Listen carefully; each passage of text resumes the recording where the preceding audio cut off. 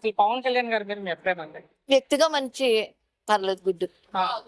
ఇంత మందిలో మన ఇంట్లో కుటుంబ సభ్యుల్ని మనం ఒక దాటి మీద నడిపించలేనప్పుడు ఇంత మందిని నడిపించడం అన్నది చాలా చాలా కష్టమైంది. అంటే పొలిటికల్ గా రాజకీయంగా మాట్లాడుకుంటే ఆయన ఏమనిపిస్తుంది ఆయన గురించి? డిప్యూటీ సీఎం గా ఉన్నారు, నేను అంతగా చెప్పలేను ఆ విషయం, చెప్పలేను. ఆయన ఎందుకంటే ఇచ్చిన శాఖలకు న్యాయం చేస్తున్నారు మంత్రులు. అవన్నీ మనం ఎలా చెప్పి మాట్లాడుకుని వేరే వ్యవహారం వేరు నాన్న. కరెక్టే. మరి చూస్తున్నారు 2 ఏళ్ళు అయింది, ముఖ్యమంత్రి తర్వాత ముఖ్యమంత్రి స్థానంలో ఉన్నారు ఆయన.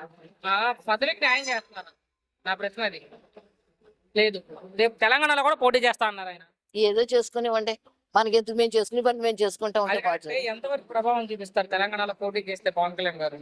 ఈ యాక్టర్ గా ఇష్టం ఉన్న వాళ్ళు అందరూ ఆయన చేయొచ్చు. ఆ, తర్వాత ఏమో కొంత ఈ లబ్ధి పొందిన వాళ్ళు కూడా చేస్తారు. ఓకే. దాని నుంచి మనం ఏం చెప్పాలి. విజయ్ గారు ముఖ్యమంత్రి అవుతారా? తమిళనాడులో విజయ్ గారు ఎలా అయితే ముఖ్యమంత్రి అయ్యారు, అలా అంటే కొంచెం కష్టమే. కష్టమే. ఇది ముఖ్యమంత్రి అయినప్పుడు ఆయనలాగా పెద్ద హీరో అయిన పవన్ కళ్యాణ్ ఎందుకు కావాలంటున్నారు? కాదనుకోవడానికి ఏమి లేదు నాన్న. ఇప్పుడు మనం చేసేది మాట్లాడేది మాట్లాడుతుంటే అది వ్యవహారంలోకి రావటానికి ఇన్ని లక్షల మంది మీద చేయటం అతనికి చివరికి కష్టం. ఒకటే ప్రశ్న, ఇబ్బంది పెట్టను. ఈ ఆంధ్రప్రదేశ్ లో 170 స్థానాలు సింగిల్ గా వెళ్తే పవన్ కళ్యాణ్ గారు జనసేన ఉండొచ్చు ఉండొచ్చు.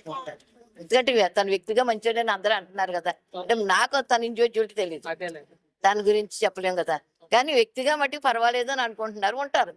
దాని గురించి ఇప్పుడు రాజకీయంగా అంటే నాన్న ఒక ఇంట్లో మనమే కొట్టుకు చేస్తాం, లక్షల మంది మీద అందరూ అన్ని మాటలు కదా. దాని గురించి ఒక క్వాలిటీ తేలేం. థాంక్స్ అన్న.